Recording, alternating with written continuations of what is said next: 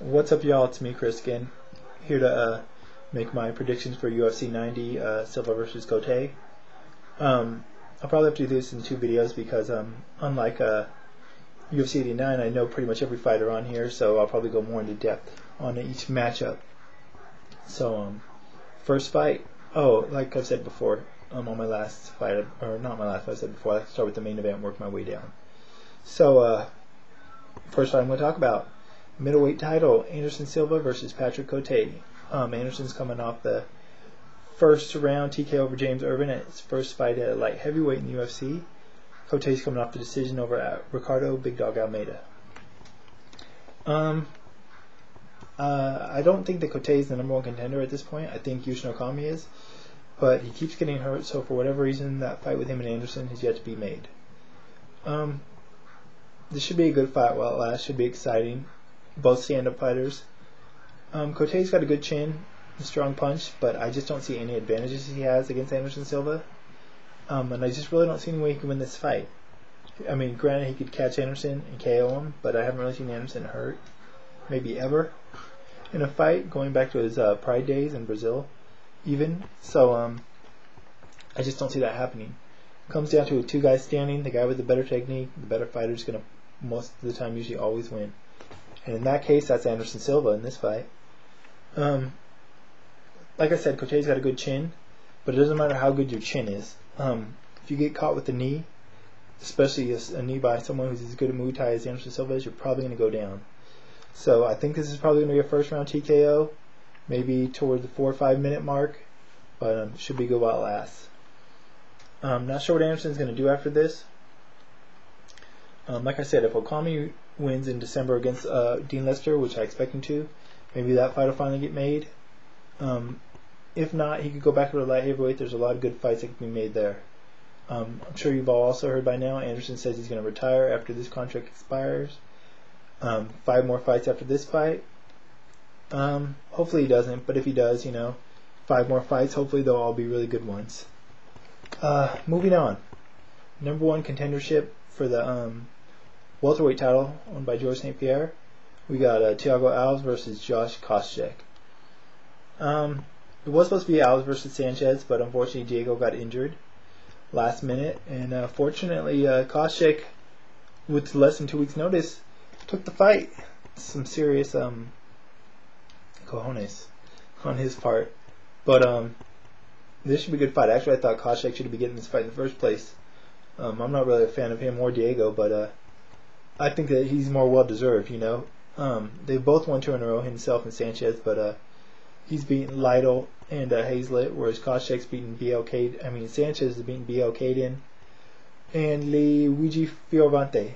But also, Koscheck's got the win over Diego. So if you look at the resumes, I just think Koscheck's more deserving of the number 1 shot opportunity than Diego.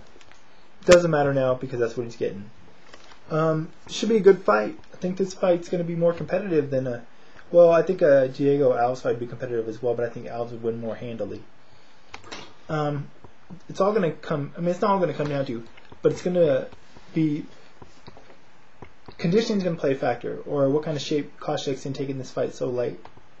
Either way, I think I see Alves winning this fight. Possibly probably by decision, maybe. No, probably by TKO. Koscheck's got the wrestling advantage. Thiago's got the standing advantage, obviously. But I know Josh is going to be able to get Alves down probably a few times. Alves does have some pretty good takedown defense. But I just don't know how much damage he's going to be able to do with Thiago on his back. Thiago's got pretty good defense from his back. And if he's able to stifle Koscheck's offense, the ref will stand it up, and that's where Thiago's got a huge advantage. I know Rogan likes to say how much Koscheck stands up has improved, and it has, but it's not on the level that Rogan would have you believe. He has good punches, had a good kick he landed against Hazlett at the end of that fight, but he rushes in and kind of sticks his head up a lot. His chin's in the air to be hit. The way he moves forward with his punches isn't the best technique-wise. Thiago's just got him on the feet, and I think that's where a lot of this fight, or at least a significant portion of it, is going to play out for Thiago. Like I said, Koscheck taking this fight last minute. could be good, but also could work against him. I'm going to go with Alves by a third round TKO, but I wouldn't be surprised if Koscheck won. If he does, it'll be by decision in my opinion. From here on out, like I said, I think the winner's going to get the shot at GSP. I don't think they've said that for sure, but it's pretty obvious. Hope it's Alves, because I want to see him fight GSP. I think that's going to be a good fight. Both huge welterweights. Both like to stand well. GSP likes to take guys down more so lately, but should be a good fight either way. Next fight, Fabricio Verdum versus Junior Dos Santos. Never heard of Junior Dos Santos in my life. Have no idea who he is. Verdum's coming off the win over Vera. TKO, early stoppage. Some people thought. Vera thought. I'm sure Verdum didn't think so. It doesn't matter at this point because the way Vera's been looking in his last couple fights, Verdum probably would have won anyway. Verdum, basically I think this is just a stay busy / showcase fight. The UFC had promised him a title shot against Nogueira after his last fight, but now with the return of Couture and the whole Couture-Lesnar, Nogueira mirrored, winners fighting each other, Verdum's basically on the back burner for a while. So I think they're just giving him a fight where he could stay busy, showcase his skills. Like I said, I've never heard of Santos, so I'm going to go with Verdum by first round submission. He's got improved stand-up since getting with shootbox, Verdum that is. He's got the world-class ground skills. I think he's going to get Dos Santos down, work him over, submission, choke, armbar, whatever. From there on out, I don't know what they're going to do with Verdum. Like I said, he's going to be on the back burner for a while. I don't know if they're going to put him up against other guys I could see contending in the future, or just give him more showcase fights to keep him busy. We'll see. Next up, Tyson Griffin against Sean Shirk. Griffin's coming off the decision win over Marcus Aurelio. Shirk's coming off the TKO loss to BJ Penn. This is a pretty even fight. I know Shirk's got the experience level by far, but matchup-wise, technique-wise, what these guys bring to a fight, it's pretty even in my opinion. I'm going to go with Griffin by decision. I know that may not be... I don't know who the favorite is right now. Probably Shirk, and rightfully so, but usually when you get a fight with two strong wrestlers, they kind of can negate each other's takedowns, and the fight will absolve into a standing fight battle. And I think Griffin's got the advantage here.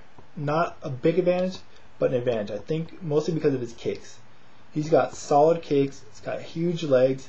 Throws his whole body into him. They're very effective when he fights.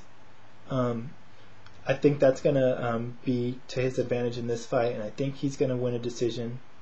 I think Shirk will probably get more takedowns than Griffin if they do get takedowns on each other, but I don't know how much damage he'll be able to do there. Griffin's been taken down before, and he's been able to, do pretty good. I mean, at least not take a lot of damage and not be submitted. And Griffin always makes a good fight, so this should be a good fight regardless of who wins. The winner of this will probably get the winner of either Florian Stevenson or maybe a shot at BJ, but not before the winner Florian Stevenson does, so we'll see. Last card on the main card is, or last fight on the main card is Gray Maynard versus Rich Clemente. Maynard's coming off the decision win over Frank Edgar.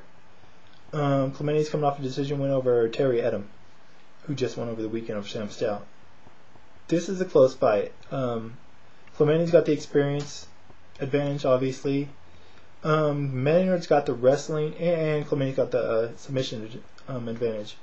Maynard's got the strength and wrestling advantage. I think this is going to be more of a stand-up fight. I don't know if Maynard's going to want to take Clemente to the ground because Clemente, like I said, he's got the advantage in submissions. If he does, Maynard does take it to the ground, I really don't know. Maynard could win a decision, or Clemente could catch him. But this may just turn up into a stand-up battle, and I really don't know who has the advantage there either. So I'm going to go with Maynard by decision. Just a hunch, nothing more, nothing less. A lot of these fights are pretty much even. Either guy could win this fight.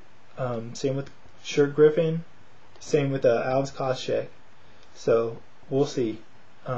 Should be good fights regardless. The whole card's pretty stacked. So that's the main card for now. I'll probably do the undercard in a minute if I get a chance. Till then, talk to you guys later.